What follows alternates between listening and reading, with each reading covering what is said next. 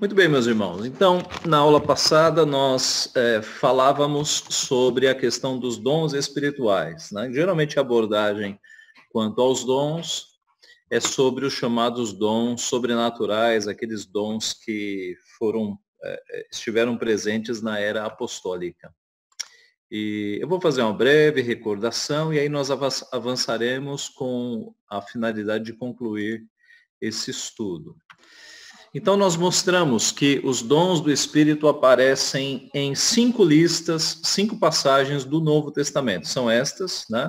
Nós analisamos cada uma das passagens, destacando em vermelho quais são os dons de cada passagem. Então, em Romanos 12, de 4 a 8, você tem dom de profecia, de ministério, de ensino, de exortação, de contribuição, de governo ou presidência e misericórdia.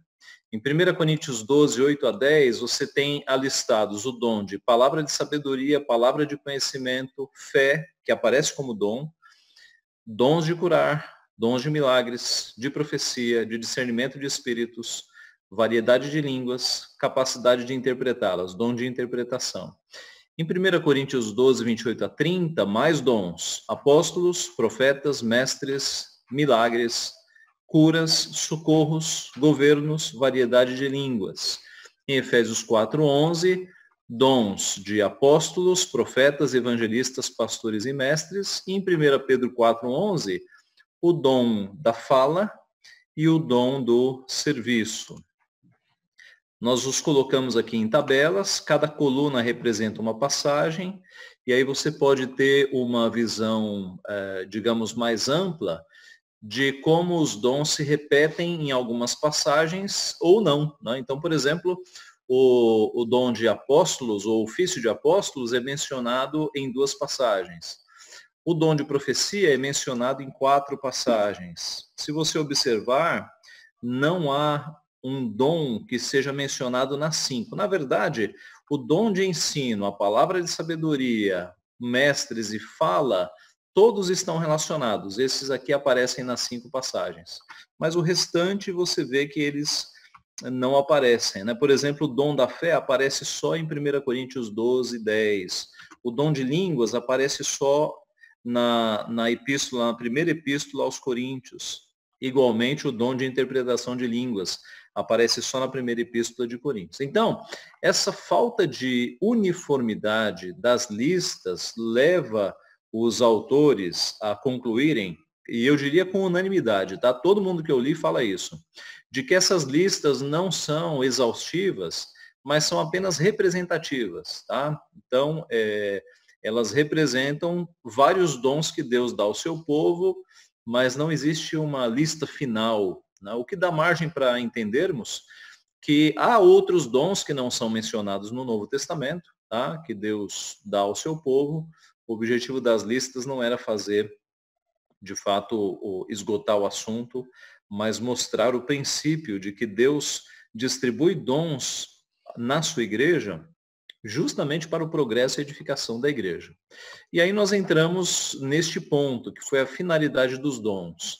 O aspecto de que os dons, eles são uma diversidade que produz a unidade.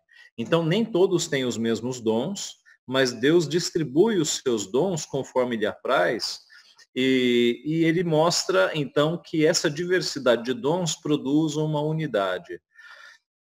Produz o benefício da igreja, né? Porque os dons, eles têm a ver com serviços, têm a ver com ensino, com edificação, produz o crescimento dos crentes, aperfeiçoam, equipam os crentes para o trabalho, o serviço, né? Servir uns aos outros, cada um conforme o dom que recebeu. Então, o dom, ele não pode ser um instrumento de egoísmo, como parece estava acontecendo em Corinto, né? O dom, ele tem que ser para o outro, para servir um ao outro. Nós entramos então na seção dos dons que cessaram, falamos sobre o dom de profecia, mostramos que pregação e profecia são coisas distintas, tá? Por quê? Porque aparecem distintamente nas listas, tá? Na profecia, Deus colocava as palavras na boca do profeta. Às vezes o profeta nem tinha consciência daquilo que estava falando, mas ele era a boca de Deus naquele momento.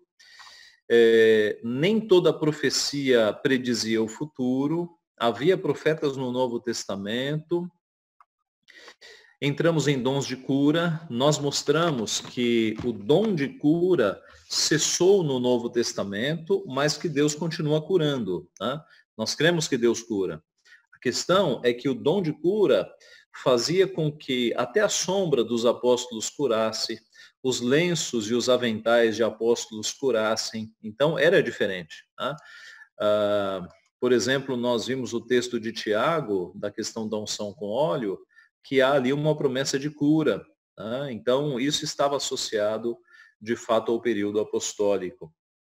Nós mostramos que tanto a cura quanto os milagres e os feitos extraordinários eram credenciais dos apóstolos. Né? Nós falamos isso aqui no dom de milagres. Milagres aconteceram no Novo Testamento e eles não eram milagres para mostrar o poder apenas de Deus, mas para que aqueles por meio dos quais os milagres eram efetuados, eles tivessem então a aceitação do povo quanto à mensagem.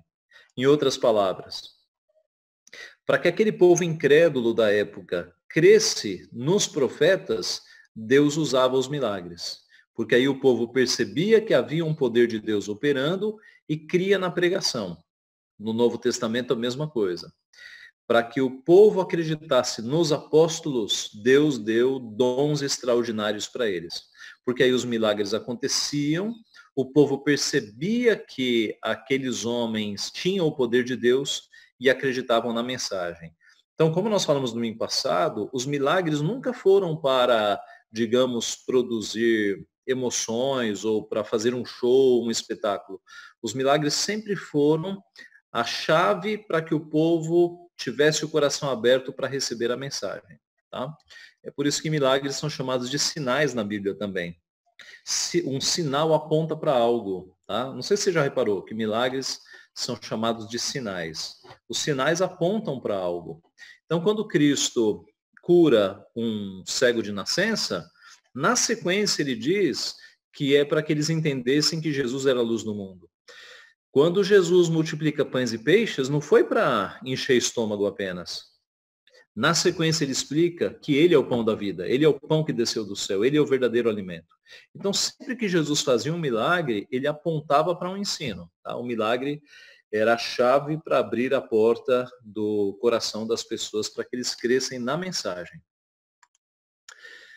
Discernimento de espíritos, nós temos esse dom alistado lá em uma das listas, e ele tinha a ver com uma capacidade dos apóstolos de enxergar o coração. Né? Então, Simão, o mágico, foi desvendado na sua malícia, Ananias e Safira também.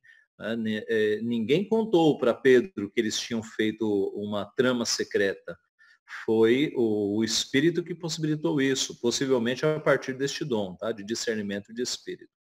Falar em línguas, nós falamos também o que é o dom de línguas. Na verdade, nós tivemos um estudo sobre esse assunto, eu creio que em janeiro.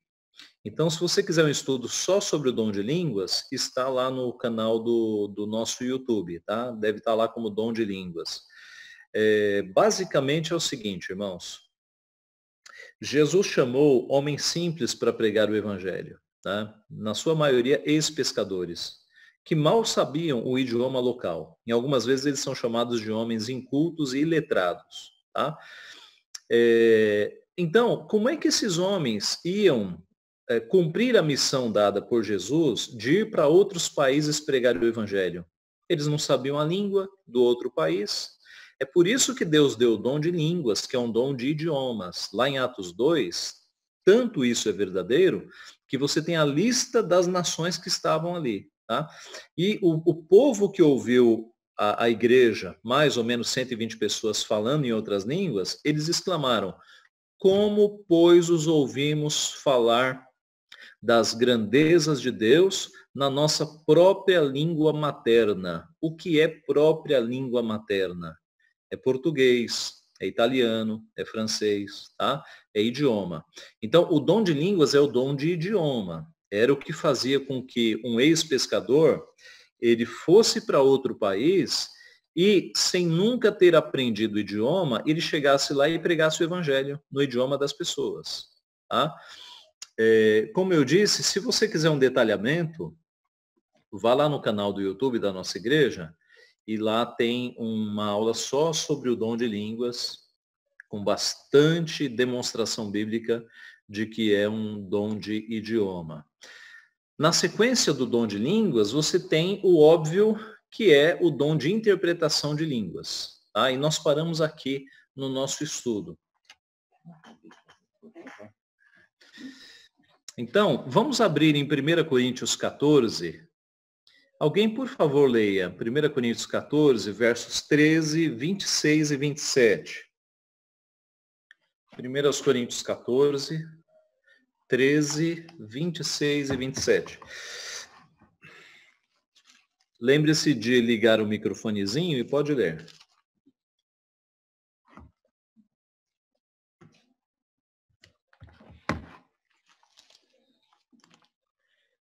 Que fazer, pois, irmãos, quando vós vos reunis?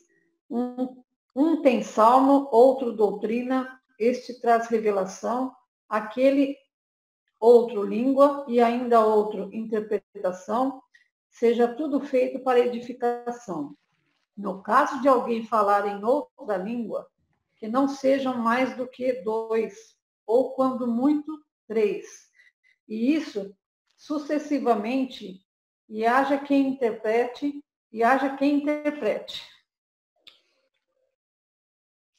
Ok. É esse, Paulo? É isso mesmo, é isso mesmo. Tá. Então, no verso 13, né? Pelo que fala em outra língua, deve orar para que a possa interpretar. Então, você tinha na sequência digamos, da língua, você tinha a interpretação. Veja o verso 14. Porque se eu orar em outra língua, o meu espírito ora de fato, mas a minha mente fica infrutífera. Infrutífera por quê? Porque se não houver interpretação, a pessoa não sabe o que está falando. Então, por isso que Deus levantou alguns com o dom da interpretação. O verso 26 e 27 que foi lido, também vai na mesma linha, né? Um tem salmo, doutrina, revelação, língua e outro interpretação. No caso de alguém falar em outra língua que não seja mais do que 2 ou quando muito 3. E isto sucessivamente. O que é sucessivamente aqui no texto, gente? Um depois do outro. Exatamente. Observaram que não é concomitantemente, é sucessivamente? Então, veja. Uma ideia de organização. Exatamente. Olha só, irmãos, nós cremos que os pentecostais são nossos irmãos, tá? Então, deixa eu deixar isso bem claro aqui, porque se eles creem em Cristo como Senhor e Salvador, eles têm a salvação, eles são nossos irmãos. Agora, há vários erros nas igrejas pentecostais neste assunto. Primeiro, porque o dom de línguas que acontece lá não é um dom de idioma. É um dom que tem a ver com o que se chama na língua grega algaravia, que são sons sem sentido, tá? Não constitui idioma. Se você pegar os fonemas, você não monta um idioma. Primeira coisa. Segundo erro que acontece lá. A Bíblia diz que quando alguém fala em língua, precisa que haja interpretação. Se não tiver intérprete, a pessoa deve se calar. Nessas igrejas pentecostais, você nunca vê intérprete, né? Outra coisa, eles falam concomitantemente. E o apóstolo Paulo aqui fala que não deve ser mais de 3. Por quê? Porque se mais de 3 tem uma mensagem, e a mensagem não era um enrolado de línguas, era mensagem mesmo idiomática para que os estrangeiros que estivessem ali fossem evangelizados, você não pode ter um monte de gente falando. Primeiro que não pode ser ao mesmo tempo, né? Como acontece nas igrejas pentecostais. Tem que ser sucessivamente, um depois do outro. E se é um depois do outro, o culto ia se estender pelo dia inteiro. Por isso que Paulo coloca uma limitação. E tem que ter intérprete. Tá? Então, quando nós observamos o que acontece nas igrejas pentecostais hoje e comparamos com o dom bíblico, nós percebemos que não tem nada a ver. Tá? O que é feito nas igrejas pentecostais é um chamado língua estática, de êxtase. Tá? A pessoa é levada a um estado emocional e porque há pressão para que ela fale em línguas, entre aspas, ela enrola a língua lá, copia os fonemas que ela já ouviu dentro da igreja, para que ela seja aceita. Porque esse é um aspecto. Qual é a pressão nas igrejas pentecostais? Quem não fala em língua não tem o Espírito Santo, é um crente de segunda categoria. Para você ser aceito, para você ser espiritual, você tem que fazer a chamada língua, né? Que é essa língua enrolada que eles falam. Mas eu repito, nada tem a ver com o dom bíblico, tá? O dom bíblico é um dom idiomático, que era falado sucessivamente, um depois do outro, que tinha que ter intérprete, porque se não tivesse intérprete, imagine aqui a situação, uma igreja lá em Corinto, em que há estrangeiros dentro da igreja, aí alguém se levanta e fala no idioma do estrangeiro. O estrangeiro entende. Pastor, por que intérprete? Para que a igreja inteira entenda também. Porque senão só o estrangeiro vai entender. Trazendo para os nossos dias, imagine lá na nossa igreja, lá na Vila Guarani, por exemplo, nós estamos no culto, e aí imagine que a nossa igreja recebe muitos estrangeiros, como era o caso de Corinto, que era uma cidade portuária, tinha 2 portos. Aí alguém se levanta e começa a falar do evangelho na língua de um japonês, por exemplo. Há japoneses presentes. E ele começa a pregar em japonês para o japonês que está presente. Os japoneses vão entender, o restante da igreja nada. Aí se levanta alguém com dom de interpretação e traduz o japonês para o português, entendeu? Então você tem o dom de línguas, que é a pessoa que nunca estudou o idioma, falando o idioma para os estrangeiros que estão presentes, e o dom de interpretação para os naturais da língua que estão ali, para que eles não fiquem no mistério, né? Para que eles não fiquem pastor, sem. Aqui no 28 ele complementa, né? Que nem, mas não havendo intérprete, fique calado na igreja, falando consigo mesmo e com Deus, para que não haja confusão, né, pastor? Exatamente. Essa é uma ordem que não é obedecida, né? Se não há intérprete, fique calado, tá? Então, veja como era importante o dom de interpretação. Ele complementava o dom de línguas. Quando um apóstolo ia para outro país pregar o evangelho, não precisava do dom de interpretação, porque ele estava num país em que todo mundo ia entender a língua idiomática, ele ia falar na língua do povo daquela nação sem ele conhecer. Tá? Agora, no contexto de Corinto, que era uma igreja que recebia estrangeiros, o dom de interpretação era essencial, para que a igreja não ficasse sem entender a língua estrangeira. Tá? Eu digo aqui ainda, é o poder de interpretar línguas estrangeiras, isso era diferente do poder de falar uma língua estrangeira. O dom de línguas era o dom de fala, o dom de interpretação era o de tradução desta língua.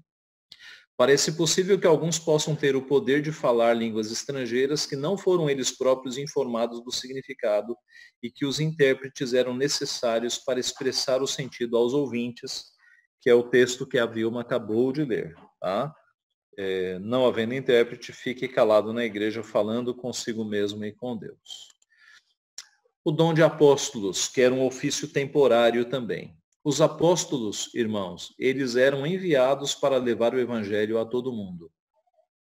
Eu diria que hoje o que mais se parece com os apóstolos, do ponto de vista da pregação, são os missionários. Porque os apóstolos foram justamente esses que não ficavam estabelecidos numa cidade. Os apóstolos iam para uma cidade, evangelizavam, discipulavam, até que surgissem lideranças, até que surgissem homens com aquelas descrições que Paulo escreve, tanto para Timóteo quanto para Tito, que pudessem ser ordenados presbíteros e cuidar da igreja. Aí a missão do apóstolo estava cumprida. Ele ia para outra cidade. Tá? Então o apóstolo não ficava numa cidade, ele ia para uma cidade, iniciava o trabalho, levantava a liderança, ordenava presbíteros, ia para outra cidade, fazia a mesma coisa. O apóstolo era aquele que ia abrindo campos, muito parecido com o que nós temos hoje com os missionários. Estrito senso, né, num senso digamos, bom, Estrito. a palavra estrito, a palavra é essa mesmo, né? Num sentido mais estrito, os 12 apóstolos chamados por Jesus os 12 homens chamados por Jesus é que são denominados apóstolos, tá? Tanto que quando Judas morreu, Matias entrou no seu lugar, você conhece bem o texto, tá? Então, Judas se suicidou e eles perceberam que, como Cristo havia escolhido 12, era necessário que um deles entrasse no lugar. Então, eles oraram, eles tiveram critérios ali, né? Abra lá em Atos 1, versos 21 e 22, que fala dos critérios para que alguém fosse apóstolo. Quem achar pode ler, por favor, Atos 1, 21 e 22. É necessário, pois, que dos homens que nos acompanharam todo o tempo que o Senhor Jesus andou de nós, começando no batismo de João, é o dia em que dentre nós foi elevado às alturas. Um desses se torna testemunha conosco de sua ressurreição. Então propuseram 2, José, chamado Barsabás, cognominado Justo, e Matias. E orando disseram, tu, Senhor, que conheces o coração de todos, revela-nos qual desses 2 tens escolhido. Isso, tá bom, pode ser até aí. Olha só, então era necessário que este homem tivesse acompanhado o ministério de Jesus, o verso 21, né? Não poderia ser alguém mais novo do que isso, teria que ser alguém que tivesse acompanhado o ministério de Jesus, começando no batismo de João, até a sua crucificação, até a sua ascensão, testemunha da ressurreição e da ascensão. Então, esses eram os critérios, né? Alguém que tivesse acompanhado a Cristo. Eles propuseram 2, José, chamado Barsabás, e Matias. Oraram, verso 26, lançaram sortes, nós não sabemos como foi isso, mas eles fizeram alguma coisa lá, copiando o que era feito no Antigo Testamento. No Antigo Testamento, o sacerdote tinha 2 pedrinhas consigo, chamadas Urim e Tumim. E eles oravam no Antigo Testamento e aí jogavam essas pedras para que vissem qual era a vontade de Deus. Era como se Deus orientasse as pedrinhas para falar da sua vontade. Aqui eles lançaram sorte de alguma forma e veio a cair sobre Matias. Então, ele ocupou ali lugar junto com os outros 11. E Paulo? Paulo cumpriu os critérios e foi aceito pelo grupo de apóstolos. Mas, pastor, como é que Paulo cumpriu os critérios se Paulo foi um nascido fora de tempo, um temporão? Paulo veio depois. Ora, por revelação. Jesus Cristo apareceu, revelou-se, né, a Paulo pelo menos uma vez, eu diria que mais de uma vez, e por revelação, Paulo andou com Jesus. Mas não apenas isso. Porque senão, hoje, alguém pode dizer o seguinte, não, eu posso ser apóstolo porque por revelação eu recebi esse encargo. Não pode, porque Paulo foi reconhecido pelos outros apóstolos. Essa é a diferença, tá? Então, por que hoje alguém não pode ser um apóstolo? Primeiro, porque ele não andou com Cristo. Aí ele pode se defender dizendo, mas Paulo também não. Ok, mas Paulo foi reconhecido como apóstolo. Paulo foi reconhecido pelo colégio apostólico, coisa que hoje nenhum apóstolo recente ou autodenominado apóstolo pode conseguir. Veja Atos 9, de 19 a 22. Quem achar, pode ler. E depois de ter se alimentado, sentiu-se fortalecido. Então permaneceu em Damasco alguns dias com os discípulos, e logo pregava nas sinagogas a Jesus, afirmando que este é o Filho de Deus. Ora, todos os que o ouviam estavam atônitos e diziam, não é este o que exterminava em Jerusalém os que invocavam o nome de Jesus, e para aqui veio precisamente com o fim de os levar amarrados aos principais sacerdotes? Saulo, porém, mais e mais fortalecia e confundia os judeus que moravam em Damasco, demonstrando que Jesus é o Cristo. Decorridos muitos dias, os judeus deliberaram entre si tirar-lhe a vida. Ok. Observe, Paulo era terrível, né? Nós já falamos sobre isso na igreja. Os verbos usados para Paulo são muito fortes. Aqui é usado exterminava. Ele era o exterminador dos cristãos, né? Paulo era um perseguidor ferrenho. Paulo, em outra passagem, é dito que ele devastava a igreja, respirava ameaças de morte contra os cristãos. A palavra ali, respirava ameaças, é uma referência ao arfar dos animais raivosos.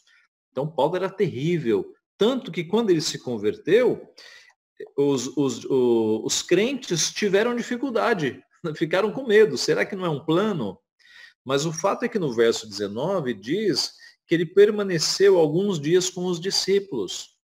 Ele foi acolhido pelos discípulos, foi acolhido pelos apóstolos. Veja 2 Pedro 3,16. Como é que Pedro se refere a Paulo? 2 Pedro 3,16. Ao falar acerca destes assuntos, como, de fato, costuma fazer em todas as suas epístolas, nas quais há certas coisas difíceis de entender, que os ignorantes e instáveis deturpam, como também deturpam as demais escrituras, para a própria destruição deles. Ok, eu errei aqui. Vilma, por favor, Oi. leia o verso 15. Verso 15. Uhum. E tende por salvação a longanimidade de nosso Senhor, como igualmente o nosso amado irmão Paulo vos escreveu, segundo a sabedoria que lhe foi dada. Olha só, vocês percebem? Quem é que está falando aqui? É Pedro.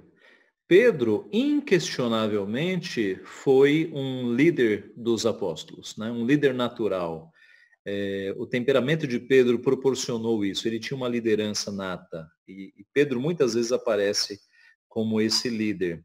E Pedro está se referindo a Paulo como o nosso amado irmão Paulo. Se Paulo fosse, digamos, um independente, um apóstolo autoproclamado, né? Se ele não tivesse sido, de fato, ordenado por Cristo, Pedro não o acolheria. Mas Pedro está dizendo, nosso amado irmão Paulo vos escreveu segundo a sabedoria que lhe foi dada. Então, note, os escritos de Paulo estão sendo validados aqui por Pedro. A ideia, como eu disse, é que Paulo ele foi acolhido pelos apóstolos. E não só isso, né? Se você observar as viagens missionárias que ele fez, na companhia de outros apóstolos, né? Você percebe que Paulo ele cumpre os critérios e é aceito pelo grupo. Paulo é denominado apóstolo dos gentios, né? Paulo tinha uma vocação diferente, embora todos os apóstolos devessem ir para outras nações e foram de fato, Paulo, ele de início, de largada, ele era o apóstolo dos gentios, porque ele tinha uma educação e uma cultura que era voltada para isso, né? Embora ele fosse judeu de nascimento, ele era cidadão romano, havia morado em outros países, conhecia outras línguas. Vamos ver esses textos então, Gálatas 1, 15 a 17.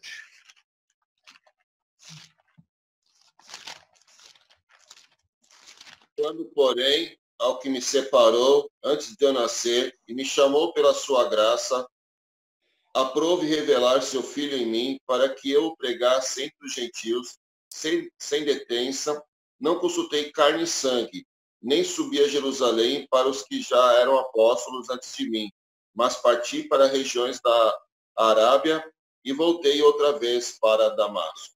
Ok, ele está dizendo que logo depois da sua conversão, ele foi para as regiões da Arábia, Damasco, ele passou um tempo ali pregando o evangelho, e ele fala que o seu chamado foi para que ele pregasse o evangelho entre os gentios. Deus o usou dessa forma.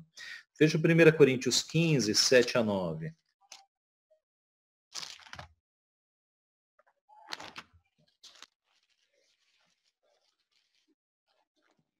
Depois foi visto por Tiago, mais tarde por todos os apóstolos. E, afinal, depois de todos, foi visto também por mim, como por um nascido fora de tempo. Versículo 9. Porque eu sou o menor dos apóstolos, que mesmo não sou digno de ser chamado apóstolo, pois perdi a igreja de Deus. Ok, ele se chama, Paulo tinha humildade, né? E ele se denomina o menor dos apóstolos. Por quê? Porque ele perseguiu a igreja de Cristo, então ele tinha essa humildade. Veja, avançando um pouco aqui no assunto, já falei da impossibilidade de apóstolos recentes, né? Então tem um monte de gente aí se denominando apóstolos, mas o apóstolo ficou restrito ao Novo Testamento. Lato sensu, num sentido mais amplo, Barnabé é chamado de apóstolo também, Silas e Timóteo também, e outros líderes. Por que lato sensu, um sentido mais amplo? Porque a palavra apóstolo, ela literalmente é aquele que é enviado, tá? Após telos, ele é enviado. Tá? Então, num lato sensu, você tem outros sendo chamados assim também. Você tem também o dom ou ofício de profeta. Enquanto o apóstolo tinha o ministério de abrir campos, parece que o profeta do Novo Testamento está mais restrito a uma região. Atos 13, verso 1, eu vou ler aqui rapidamente. Diz assim: havia na igreja de Antioquia profetas e mestres, Barnabé, Simeão, por sobrenome Níger, Lúcio de Cirene, Manaém, Colasso de Herodes, o tetrarca, e Saulo. Então, a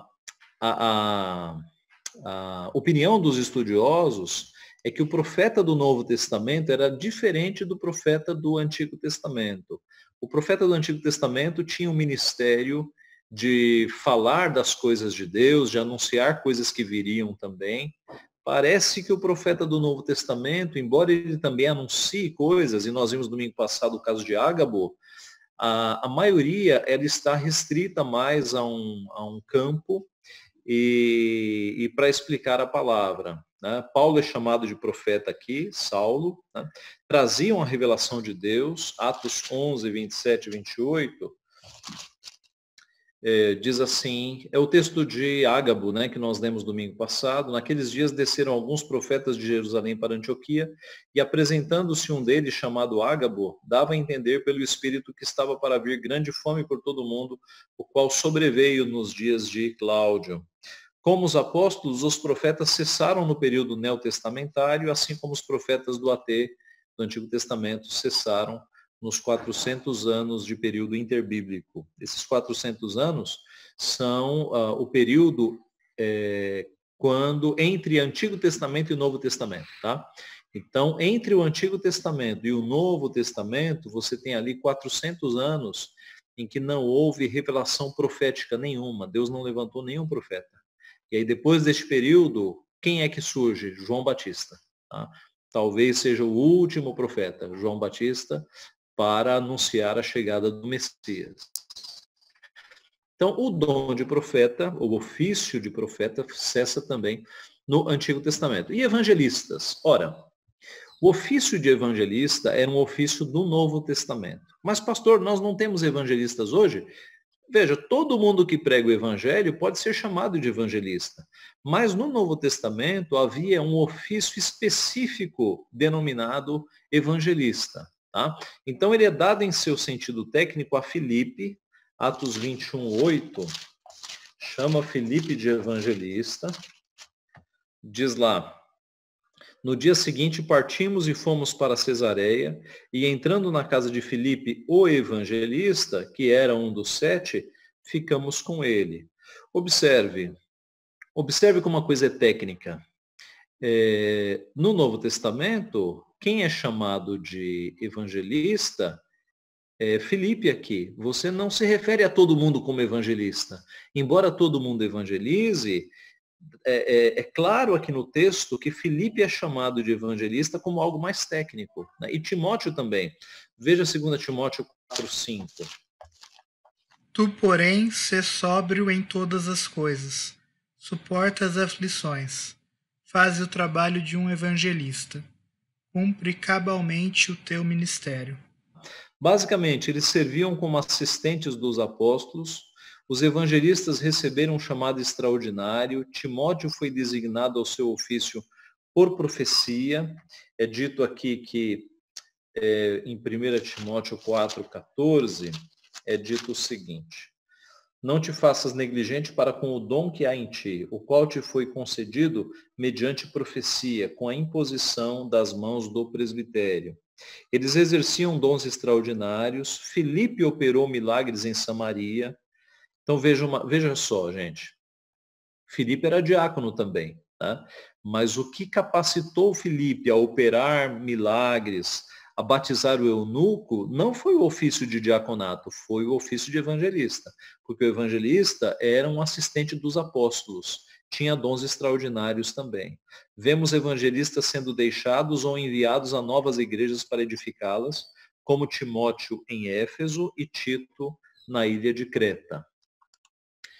Muito bem, vamos entrar agora, tendo terminado essa parte de dons que cessaram, nos dons que continuaram. Observe essa tabela que nós já vimos no passado, mas eu fiz o seguinte, eu coloquei em cinza os dons que cessaram e estão em preto os dons que estão em vigor. Tá? O que está em cinza é que cessou. Ficou no Novo Testamento. Apóstolo, profeta, evangelista, dom de milagre, dom de cura, dom de discernimento de espírito lá embaixo, dom de línguas, dom de interpretação de línguas. O que está em vigor? Quais são os dons que estão em vigor? Essa linha de dons relacionados a ensino, essa linha de dons relacionados à exortação e ao cuidado pastoral, essa linha relacionada a governos, essa linha relacionada a serviços e socorros, misericórdia, contribuição e fé. Então, são esses os dons que a gente vai analisar agora. Primeiro, dom de sabedoria. Habilidade de falar sabedoria divina que os crentes recebem por meio do Espírito Santo. A sabedoria divina é contrastada com a sabedoria humana. Eu não coloquei a referência aí, mas é 1 Coríntios. Tá? Em 1 Coríntios, vá comigo para lá. 1 Coríntios 1, 17, 20 e 25. Quem achar pode ler, por favor. 1 Coríntios 1, 17, 20 e 25. Porque não me enviou Cristo para batizar, mas para pregar o Evangelho, não com sabedoria de palavra, para que se não anule a cruz de Cristo. Onde está o sábio? Onde o escriba? Onde o inquiridor desse século? Porventura não tomou Deus loucura a sabedoria do mundo? Porque a loucura de Deus é mais sábia do que os homens, e a fraqueza de Deus é mais forte do que os homens. Pelo contrário, Deus escolheu as coisas loucas do mundo para envergonhar os sábios, e escolheu as coisas fracas do mundo para envergonhar as fortes. Ok, muito bem. Então, não precisa explicar muito que há uma sabedoria que é dada por Deus e há uma sabedoria humana, né? E Paulo, escrevendo aos Coríntios, mostra com muita eloquência exatamente isso, ou com muita insistência, de que a sabedoria de Deus ela é muito superior à sabedoria dos homens. E a sabedoria, a palavra de sabedoria, aparece na lista dos dons. Então, tudo indica, meus irmãos, que a alguns de nós é dada mais sabedoria. Tá? E eu vou falar aqui na última linha, deixa eu falar logo. Há uma diferença entre inteligência, conhecimento e sabedoria. Tá? Inteligência, digamos que é uma capacidade biológica. Você faz o teste de QI, de acordo com a lógica que você aprendeu na sua infância, e alguns de nós têm mais capacidade de raciocínio.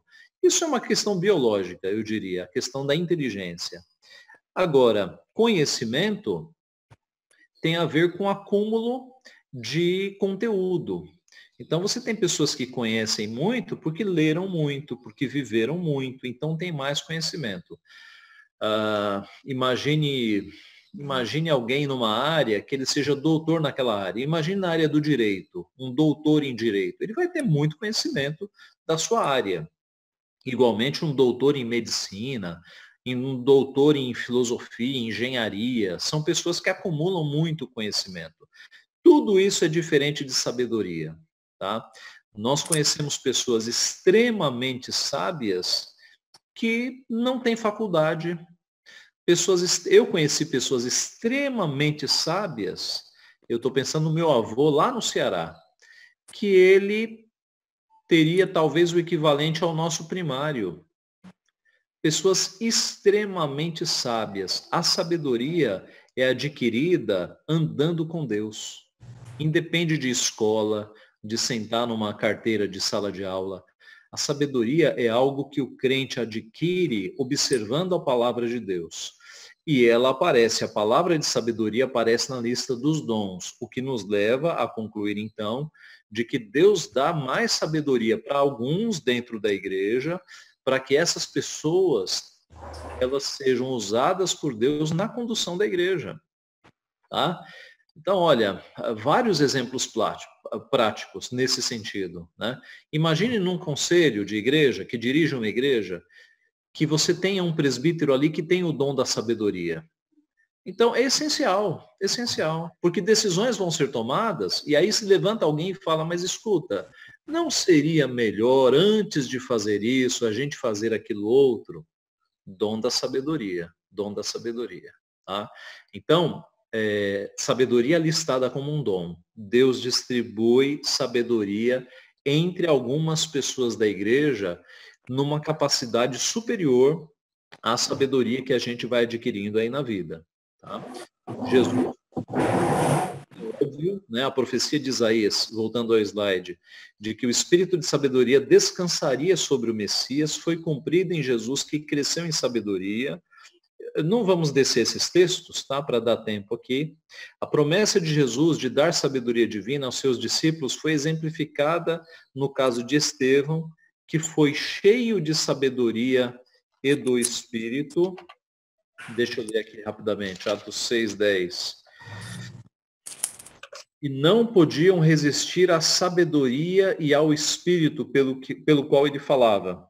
Então, Estevão era cheio de sabedoria, né, dada por Deus, e esse é um dom que aparece nas listas. Então, observe que em uma igreja você sempre tem algumas pessoas que são sábias, que pensam muito antes de falar. Sabe aquela pessoa que no meio da confusão ela se levanta e dá uma palavra que todo mundo fala, puxa, é isso mesmo? Então, observe, Deus distribui dom de sabedoria entre algumas pessoas na igreja. Mas há também o dom de conhecimento. Lá nas nossas listas, observe, aqui na lista de 1 Coríntios 12, é dito que a uns é dada a palavra de conhecimento. Tá? Está na lista dos dons. O termo denota afinidade e relacionamento pessoal que existe entre Deus e a pessoa redimida em Cristo. Esse conhecimento como dom, dado por Deus por meio do seu Espírito, deve ser usado dentro da comunidade cristã em benefício de todos os membros. Chega à sua expressão quando a revelação de Deus nas Escrituras é conhecida, compreendida e explicada para o seu povo. A sabedoria e o conhecimento se sobrepõem e nesse versículo Paulo os coloca juntos. 1 Coríntios 12:8. Alguém pode ler, por favor? Porque a um é dada mediante o Espírito a palavra da sabedoria, a outro, segundo o mesmo Espírito, a palavra do conhecimento. Ok, então Paulo coloca no mesmo versículo a palavra da sabedoria, a palavra do conhecimento. O que seria isso? Olha, irmãos, de tudo que eu já li, né, eu li bastante autores para dar esse estudo, Deus dá a alguns maior facilidade de conhecimento. Então, enquanto alguns na igreja têm mais sabedoria e tem aquela palavra que, no meio de uma situação difícil, é a palavra que se fala, puxa, veio de Deus essa palavra, você tem alguns também que têm mais facilidade para acumular conhecimento, tá? Então, pessoas que leem a Bíblia e guardam a Bíblia com facilidade, têm os textos bíblicos na cabeça, conhecem doutrina com facilidade. Alguns têm mais dificuldade nesse sentido, mas Deus dá a alguns uma facilidade em acumular conhecimento bíblico. Esse é o ponto, tá? É o dom do conhecimento. E nós temos vários exemplos também, tá? Em cada igreja você tem gente com dom de sabedoria, gente com dom de conhecimento. Basta observar bem. Tem pessoas no nosso meio que pegam os assuntos bíblicos e adquirem conhecimento com facilidade, guardam conteúdo na cabeça. Esse dom é distribuído por Deus. O dom da fé. Note, cada crente verdadeiro tem fé em Jesus Cristo. Paulo não está pensando na fé que salva, mas tem em mente a confiança completa e imperturbável no fato de que Deus agirá. Então, note, todo crente tem fé, isso é óbvio. Mas quando a fé aparece na lista como dom, vou voltar à lista, aparece aqui em 1 Coríntios 12, de 8 a 10. Aparece lá o seguinte, verso 9, a outro no mesmo espírito a fé, a outro no mesmo espírito dons de curar. A fé é colocada no meio da lista dos dons, o que leva os autores a concluir, na sua maioria, que aqui é um tipo de fé como dom. Tá? Os apóstolos demonstraram esse tipo de fé nos tempos pós-Pentecostes. Vamos ver, há um texto extenso aqui em Atos 3, mas veja Atos 23, 11. Atos 23, 11. Diz assim, na noite seguinte o Senhor, pondo-se ao lado dele, disse, coragem, pois do modo por que deste testemunho a meu respeito em Jerusalém, assim importa que também o faças em Roma. O Espírito falando aqui de Paulo quanto ao testemunho que ele deu em Jerusalém. Vamos para 27, 23 a 26, para ficar mais claro, que eu acho que não está claro ali. 27, 23 a 26. Porque esta mesma noite um anjo de Deus, de quem eu sou e a quem sirvo, esteve comigo, dizendo, Paulo, não temas, é preciso compareças perante César, e eis que Deus, por sua graça, te deu tantos quantos navegam contigo. Portanto, Senhor, estende bom ânimo, pois eu confio em Deus, que sucederá do modo por que me foi dito. Porém, é necessário que vamos dar a uma ilha. De fato, o destaque aqui está nessa confiança inabalável que Paulo tinha. Verso 34. Eu vos rogo aqui com mais alguma coisa, porque disto depende a vossa segurança, pois nenhum de vós perderá nem mesmo um fio de cabelo. É a segurança, é a confiança inabalável do servo de Deus em crer em Deus. Veja Tiago, alguém leia, por favor, Tiago 5, 16 a 18. Confessai, pois, os vossos pecados uns aos outros, e orai um pelos outros, para serdes curados. Muito pode, por sua eficácia, a súplica do justo. Elias era homem, semelhante a nós, sujeito aos mesmos sentimentos, e orou com instância para que não chovesse sobre a terra. E por 3 anos e 6 meses não choveu. E orou de novo, e o céu deu chuva, e a terra fez germinar seus frutos. Muito bem, um exemplo de fé aqui relacionado a Elias, né? Note, irmãos, como eu falei, todos nós temos fé, mas quando a fé aparece numa lista de dons, isso indica que Deus dá isso como dom a algumas pessoas. E, de novo, numa igreja, você sempre tem aquelas pessoas, homens ou mulheres, que creem que Deus vai agir, que Deus vai fazer acontecer. São pessoas que, mesmo no meio das tribulações, das tempestades, elas têm uma fé inabalável. Isso vem de Deus, tá? Isso vem de Deus. É um dom que Deus dá para que o rebanho não desanime, para que o rebanho seja fortalecido. O dom da fé não pode ser desenvolvido? Eu diria que não. O dom, quando é dom, é que Deus dá uma capacidade sobrenatural para os crentes. Veja, é que a gente está tratando de duas coisas. A fé que vem que é dada por Deus para a conversão. Esta fé, ela pode ser desenvolvida. Por quê? Porque na medida em que nós confiamos mais em Deus, a nossa fé é aumentada. Né? Os apóstolos falaram, aumenta-nos a fé. Então, a fé é essa confiança que a gente vai desenvolvendo em Deus. Ela pode ser aumentada. Agora, quando a fé aparece na lista dos dons, é algo extraordinário que Deus dá para o crente, que já tem a fé natural, que vem de Deus também, ele dá um dom. São aquelas pessoas, de tudo que eu li, que tem uma fé mais forte, inabalável. É aquela pessoa que na igreja ela se levanta para dizer, irmãos, vamos confiar em Deus. Deus de fato, ele vai agir. São pessoas que têm uma fé além do normal, né? O Demis está acrescentando aqui, há uma fé salvífica e uma fé como dom, exatamente. Né? A fé salvífica todo crente tem. Agora, Deus distribui entre os crentes, para alguns, digamos que uma porção maior de fé, uma porção dobrada de fé. Tá? E são aquelas pessoas que nunca se abatem, nunca se abatem. Elas sempre têm fé de que Deus vai agir e que Deus vai operar.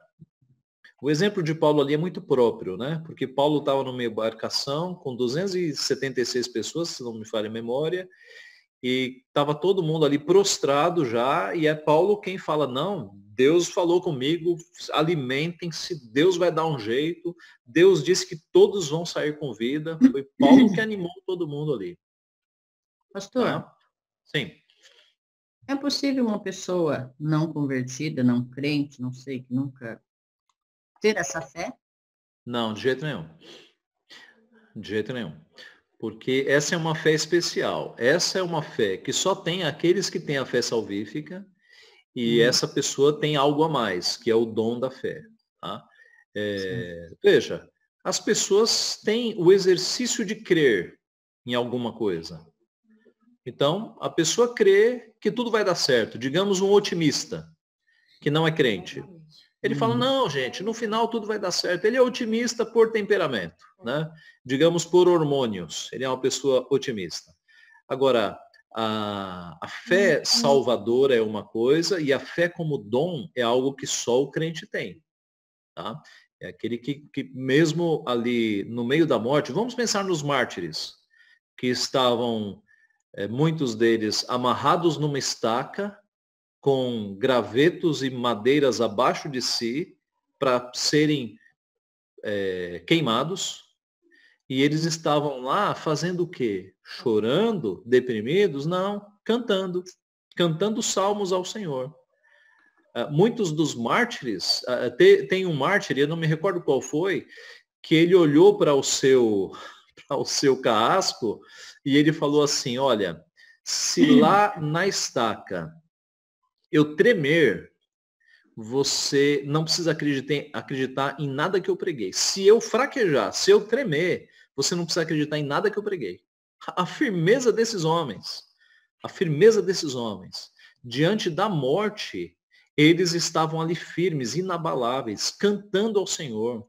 Na Reforma Protestante, os crentes franceses, os huguenotes, a quantidade era tão grande de crentes que iam para a fornalha cantando, que os carrascos começaram a cortar a língua dos crentes. Porque esses crentes não param de cantar nem na hora da morte. Eles cortavam a língua para não ouvir os crentes cantando. Então, é o tipo de fé que é inabalável. Tá? E observe, dentro da igreja, você tem pessoas que são assim, que estão sempre crendo em Deus. Deus vai dar uma solução. Deus vai dar uma saída para esse problema. Tá? Eu repito, Deus distribui esse dom entre nós para que a igreja sempre seja animada, sempre seja fortalecida. É o dom da fé. Há também o dom de serviço. E esse é impressionante. Né? Há diversas formas de servir. 1 Coríntios 12, 5. Eu estou correndo, tá, gente? Porque eu queria concluir esse estudo hoje. 1 Coríntios 12, 5. Há também diversidade nos serviços, mas o Senhor é o mesmo. Marta e Maria, você observa lá que Marta quedava-se aos pés de Jesus e Maria se ocupava com muitas tarefas. Lucas 10, 40. E Jesus repreende o comportamento de Maria. Né? Febe é o melhor exemplo. Romanos 16, 1 e 2. Abra lá comigo. Romanos 16, 1 e 2. Quem achar pode ler.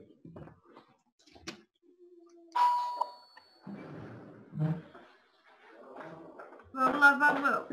Quanto à coleta para os santos, fazei vós também como ordenei às igrejas da Galácia. No primeiro dia da semana, cada um de vós ponha de parte em casa conforme a sua prosperidade.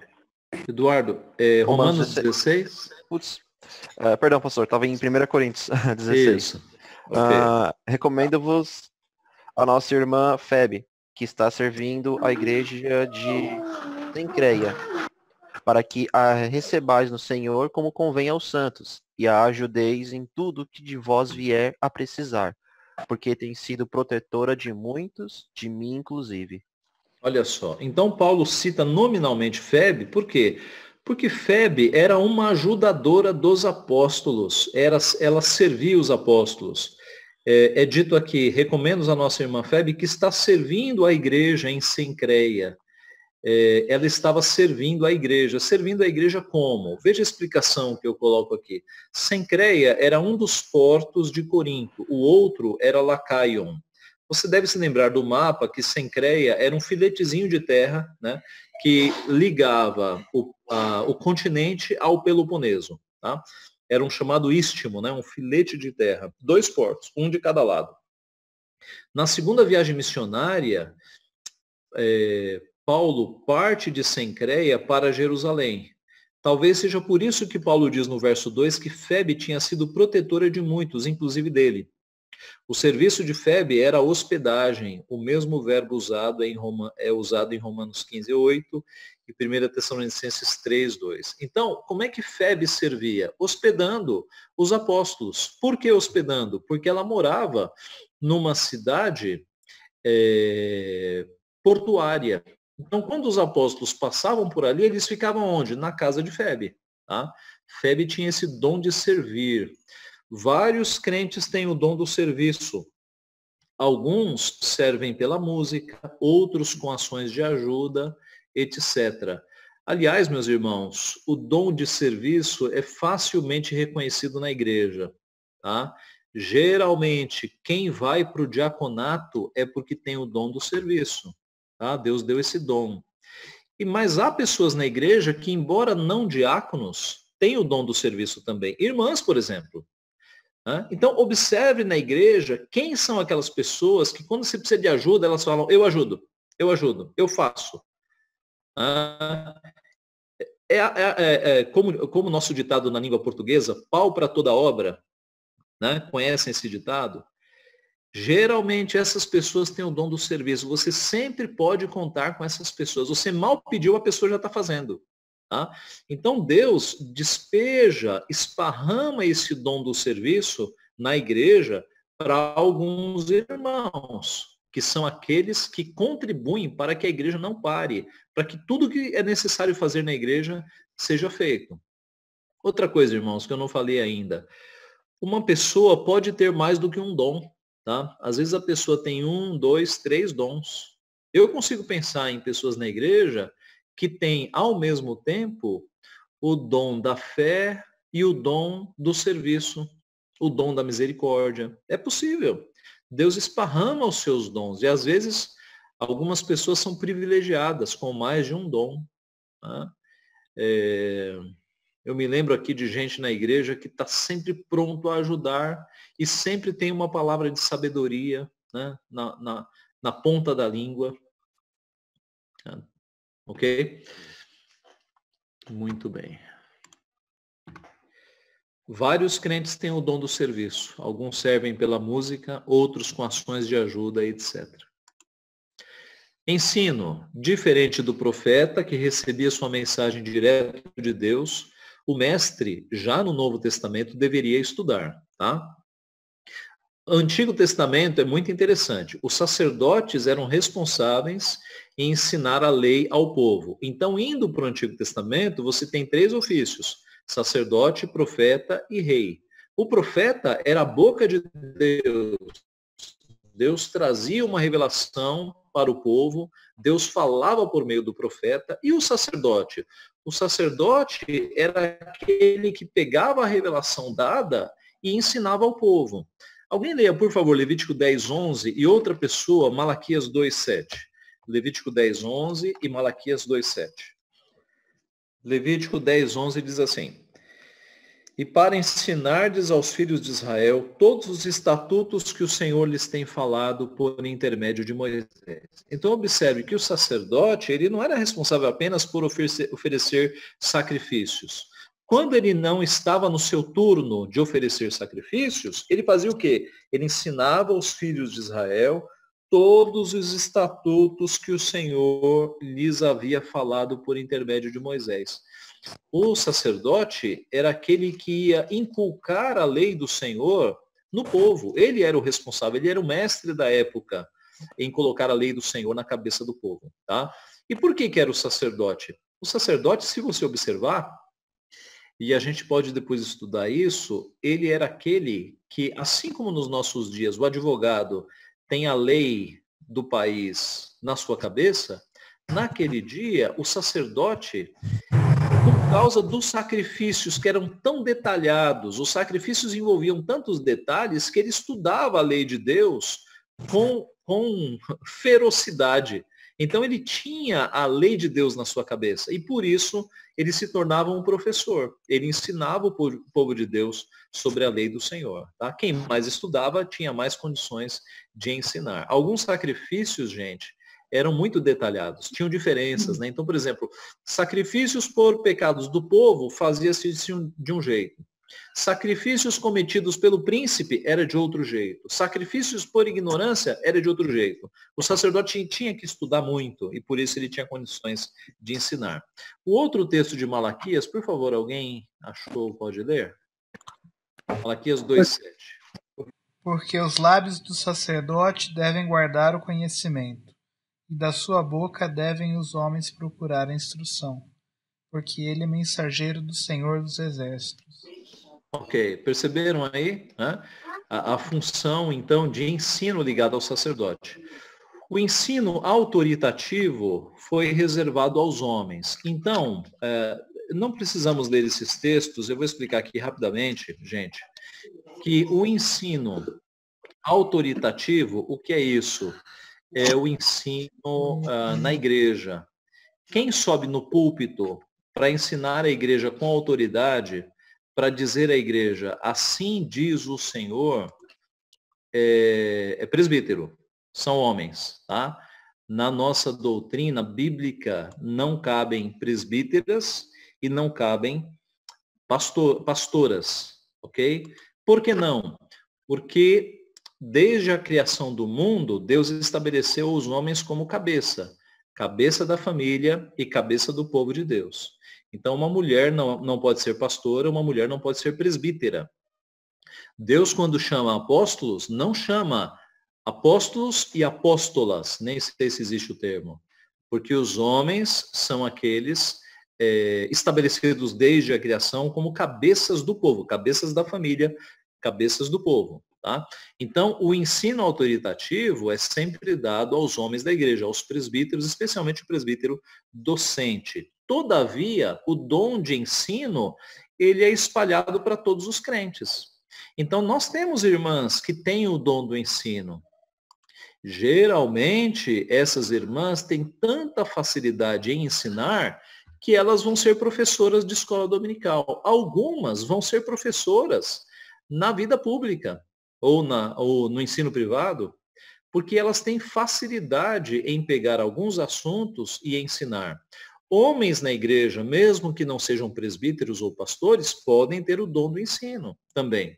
Tá? Esse é um dom que Deus esparrama pelo seu povo para que a igreja seja edificada. Eu digo aqui, por fim, que o dom do ensino é necessário aos presbíteros docentes.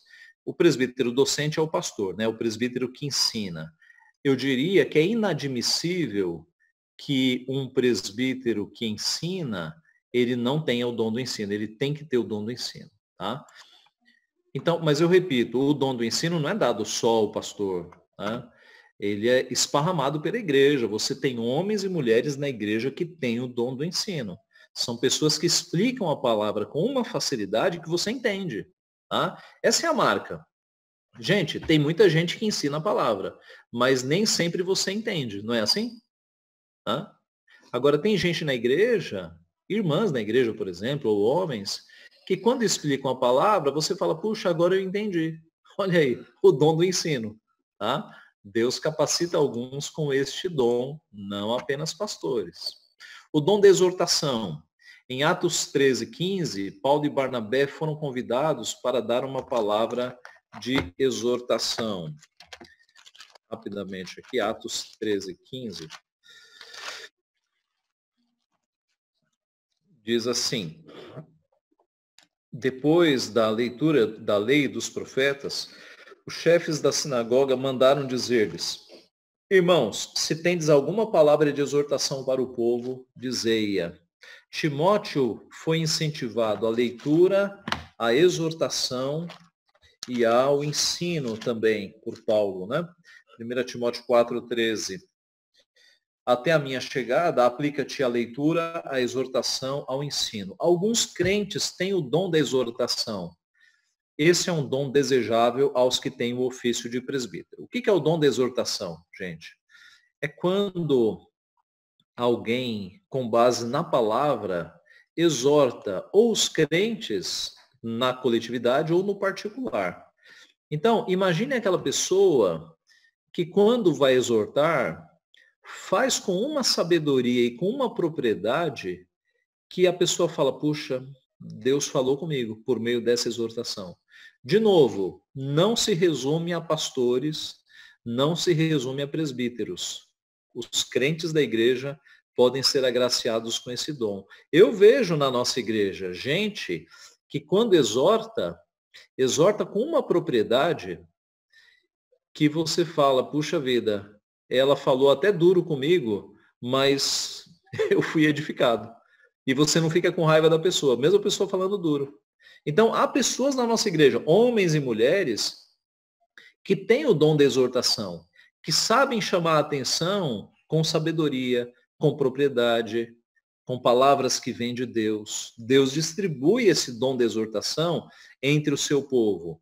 É desejável que homens que têm o dom da exortação, é desejável que presbíteros, na verdade, o presbítero não pode querer ter esse dom, né? Mas eu diria o seguinte, deixe-me ajustar o pensamento aqui. Geralmente, nos conselhos da igreja, você tem homens que têm o dom da exortação, que sabem exortar as pessoas de uma forma que a pessoa seja edificada. Sabe falar a palavra de Deus em amor, tá? Geralmente, presbíteros vão ter este dom, mas não apenas presbíteros. Homens e mulheres da igreja podem ter o dom de exortação também. Tá? Contribuição. Veja, todos devem contribuir para a obra de Deus. Tá? Devem contribuir liberalmente para o alívio dos pobres. Barnabé é um exemplo de contribuição, Ananias e Safira não. Paulo, escrevendo aos Coríntios, diz: porque no meio de muita prova de tribulação manifestaram abundância de alegria, e a profunda pobreza deles superabundou em grande riqueza da sua generosidade. Alguns crentes têm este dom e são bênçãos nas mãos de Deus. É um dom desejável também aos diáconos. Então, deixa eu voltar aqui à lista. O dom de contribuição aparece em uma lista só, Romanos 12, de 6 a 8. Ou o que exorta, faça-o com dedicação, o que contribui com liberalidade. O que contribui com liberalidade, tá? E isso está numa lista de dons, o que mostra que alguns têm o dom da contribuição. Eu, de fato, irmãos, eu tenho conhecido alguns crentes que eles lidam com o dinheiro de uma forma diferente. Sempre que eles veem alguém passando necessidade, eles ajudam. Tá? Então, alguns dentre os crentes, homens ou mulheres, de novo, têm o dom da contribuição. Eles estão sempre atentos a pessoas que precisam de alguma ajuda e eles estão ajudando. Isso é visível. Na minha experiência, eu tenho visto alguns crentes que exercitam tanto este dom que eles acabam sendo instrumentos de Deus para o alívio de muitas pessoas. Eu conheço gente que ajuda, que tem condições financeiras e que ajuda tanta gente que adivinha o que Deus faz. Deus faz com que essa pessoa tenha cada vez mais recursos para ajudar cada vez mais pessoas. Eu conheço pelo menos 2 crentes que são ricos, que têm boa condição financeira, que eles ajudam dezenas de pessoas. E Deus continua mandando recursos para eles porque os recursos não represam neles. Eles recebem os recursos e distribuem para as pessoas. Então, há de fato pessoas em cada igreja que têm o dom da contribuição, que estão sempre dispostos a ajudar aqueles que são mais pobres, aqueles que passam por necessidade. Eu sei que enquanto eu falo esse estudo, você está tentando se enquadrar em algum dom. E é isso mesmo, tá? Observe se Deus não te deu alguns desses dons. Você tem na lista também, voltando lá à nossa lista, em Romanos, os que presidem, e em 1 Coríntios, o dom de governos. Tá? O que seria esse dom? Eu vou falar aqui rapidamente sobre ele. O dom de governo. Em outras passagens, a palavra usada aqui refere-se aos presbíteros. É um dom, digamos, obrigatório aos presbíteros. Geralmente, os que têm dom de governo vão para o presbiterato. William Hendricks entende que esse dom está sendo endereçado aos presbíteros. Ele argumenta: não pareceria estranho se ele pretendesse incluir em seu resumo o ministério dos diáconos, como faz, mas omitir completamente o item dos presbíteros? João Calvino também entende que Paulo está se referindo àqueles cujas mãos o governo da igreja é confiado. Estes são os anciãos, senhores ou presbíteros, que presidem e governam os demais membros e exercem a disciplina. Para James Bannerman, num livro que nós temos em português, a referência deste dom aos presbíteros é clara. O que ensina, Rod Daskon, refere-se aos mestres ou presbíteros que ensinam. O que exorta, Roparakalon, refere aos pastores ou presbíteros. O que contribui, Metadidos, refere-se aos diáconos. O que preside, Oroistamenos, aos presbíteros que governam os regentes. Alguns crentes têm este dom, tá? É o dom por excelência dos presbíteros regentes. Daqui a pouco eu vou voltar nele. O dom da misericórdia. Jesus inclui nas bem-aventuranças a misericórdia, todavia há quem tenha o dom. João Calvino diz assim: nada proporciona mais consolação a um enfermo ou a alguém que sofre de algum outro infortúnio do que se ver diante de pessoas amigas, solícita e prontamente dispostas a oferecer-lhe sua prestimosa ou ajudadora mão. Alguns crentes têm o dom da misericórdia. Que dom é esse, gente? É aquela sensibilidade para com aquele que sofre. Alguns irmãos e irmãs da igreja têm mais sensibilidade para com aqueles que sofrem. Eles foram agraciados com o dom da misericórdia. E não apenas eles têm a sensibilidade. Geralmente, quem tem o dom da misericórdia, ele vai fazer algo. Tá? Então, geralmente, quem tem o dom da misericórdia está ligado a algum tipo de ajuda aos pobres, aos moradores de rua, está ligado a algum movimento que ajuda essas pessoas. Dom de misericórdia tem a ver com diáconos também. Alguns diáconos têm o dom da misericórdia. São pessoas que estão sempre dispostas a ajudar. São aquelas pessoas que se voluntariam a ir para o hospital, por exemplo, ficar lá acompanhando alguém que está enfermo, passando noites no hospital. Quem tem o dom da misericórdia, ele tem uma sensibilidade para com aquele que sofre e ele tem ação. Geralmente ele faz alguma coisa para aliviar o sofrimento. Alguns crentes, eu vejo isso na nossa igreja, têm este dom da misericórdia. Muito bem. Qual é o teu dom, então? O dom da sabedoria. Geralmente, quem tem o dom da sabedoria aconselha, orienta, sabe ouvir, medita na palavra. Como eu falei, é aquela pessoa que no meio de uma situação difícil se levanta com uma palavra de sabedoria e todo mundo fala: puxa, essa palavra veio de Deus, resolveu o conflito. É aquela pessoa que quando fala, ela nem sempre expressa conhecimento ou inteligência, mas ela expressa sabedoria. Alguns na igreja têm esse dom. O dom do serviço ou dos socorros é aquela pessoa sempre pronta a ajudar e a servir, e é conhecido por isso. Na igreja nós temos homens e mulheres, e quando a gente precisa de algo, eles estão lá para ajudar, para servir, são rápidos. Eu não vou dar nomes aqui, tá? Mas olhe para os lados. Você tem gente com dom de serviço na igreja, tem gente com dom de sabedoria, cada igreja tem os seus. O dom da contribuição, aquelas pessoas que repartem o que têm, ajudam financeiramente com prazer, com alegria. Deixa eu dar um exemplo. Mês passado me ligou uma pessoa falando assim, pastor, como é que estão os seminaristas? Algum seminarista está passando necessidade? Porque eu tenho dinheiro aqui para ajudar os seminaristas. Se o senhor souber de alguém que está passando por necessidade, me diga que eu tenho dinheiro. Tá? Aí passou um tempinho, eu não dei resposta, a pessoa depositou o dinheiro na minha conta. Eu fiquei quase maluco aqui para entender de onde tinha vindo aquele dinheiro, quase liguei para o banco. Mas aí eu peguei o nome que aparecia no extrato, joguei na internet, descobri quem era a pessoa e liguei para a pessoa. Eu falei, escuta, você jogou um valor aqui na minha conta? Ele falou, pastor, eu preciso ajudar as pessoas nessa fase e ver aí quem está precisando. E aí eu vi uma pessoa que estava precisando e encaminhei o recurso para a pessoa. Então, quem tem o dom da misericórdia, faz assim, a pessoa quer ajudar. E ela não olha para o seu dinheiro como se fosse seu, mas como instrumento para ajudar o mais pobre. Contribuição, tá, gente? Contribuição.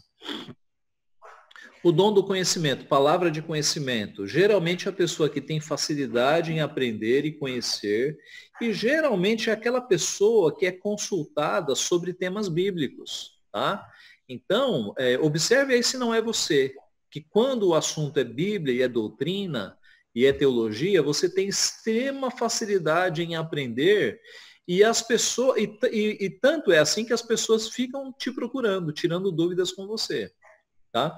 Na igreja nós temos pessoas com dom de conhecimento. Isso não tem a ver com o pastor, não. Tem pessoas na igreja, homens e mulheres, que têm esse dom. O dom da fé. Geralmente, quem tem o dom da fé tem essas características aqui. Primeiro, tem vida de oração, tem prazer em orar, é procurado para orar pelas pessoas, tem fé, é otimista e tem muita esperança. Então, na igreja, nós sabemos quem são as pessoas que sempre estão na reunião de oração. Nós sabemos quem são as pessoas que sempre que você precisa orar, você busca essas pessoas. São pessoas com prática visível de oração. Geralmente, as pessoas que têm o dom da fé estão nesse grupo, tá? Pessoas que estão sempre orando, estão sempre buscando a Deus, sempre têm uma perspectiva de que Deus vai operar, de que Deus opera, tá? Essas são as pessoas que geralmente têm o dom da fé. O dom do governo, pessoas que têm facilidade para organizar, para planejar, para liderar pessoas. Nos dois textos bíblicos, Romanos e 1 Coríntios, aparece governo ou presidência, né? Os que presidem, os que governam. Se você tem facilidade na organização, no planejamento, se você é visto como liderança, seja presbítero ou não, possivelmente você tem o dom do governo, tá? E na igreja, geralmente homens que têm o dom do governo, eles vão buscar o presbiterato para usar o seu dom para benefício da igreja, tá? É altamente necessário esse dom, meus irmãos. Porque é com o dom do governo que você lidera uma igreja, você comanda uma igreja. Então, alguns presbíteros têm o dom do governo, evidentemente, se não todos, tá? Em alguns conselhos eu vejo o dom de governo em todos os presbíteros, tá? Mas não apenas presbíteros têm o dom do governo. Se você reconhece na tua vida facilidade para organização, planejamento, liderança, pode ser que você tenha. O dom do ensino. Ensina de modo que as pessoas aprendem. Torna simples e fáceis assuntos difíceis e complexos, e as pessoas entendem. Então, o dom do ensino, você reconhece nas pessoas que têm aquela facilidade de ensinar, que quando a pessoa ensina, você fala, puxa, agora eu entendi, agora ficou fácil. É aquela capacidade de pegar um assunto difícil e transformar em linguagem fácil, em linguagem acessível e compreensível. De novo, homens e mulheres são agraciados com esse dom. O dom da exortação, pessoas que aconselham, pessoas que repreendem sem ofender, pessoas que têm franqueza, firmeza e amor na repreensão. Eu vejo pessoas na nossa igreja que têm esse dom. Pessoas que às vezes conseguem ser duras, mas afáveis e amáveis ao mesmo tempo, e repreendem e exortam. E você vê que Deus deu um dom especial para essa pessoa. E por fim, o dom da misericórdia. Pessoas que têm empatia com aqueles que sofrem, que ajudam as pessoas, que socorrem os que não têm socorro, que cuidam de quem está sofrendo. Geralmente, quem tem o dom da misericórdia, ou eu diria de outra forma, os médicos, os enfermeiros, aqueles que vão para a área da saúde, se são crentes, geralmente têm o dom da misericórdia, tá? São pessoas que se interessam em minimizar ou em cuidar daqueles que estão sofrendo, tá? Mas não apenas médicos e enfermeiros têm o dom da misericórdia. Muita gente na igreja tem uma sensibilidade aflorada com aqueles que sofrem e não ficam apenas na sensibilidade, são as pessoas que vão ajudar. Tá no hospital? Pode deixar que eu passe umas noites aí com você. Tá passando por um problema? Vou te visitar, vou orar com você. São pessoas que não sossegam enquanto não ajudam. Deus colocou este dom em algumas pessoas na nossa igreja que são mais sensíveis ao sofrimento do próximo, tá? E aqui nós terminamos. Graças a Deus deu para passar tudo.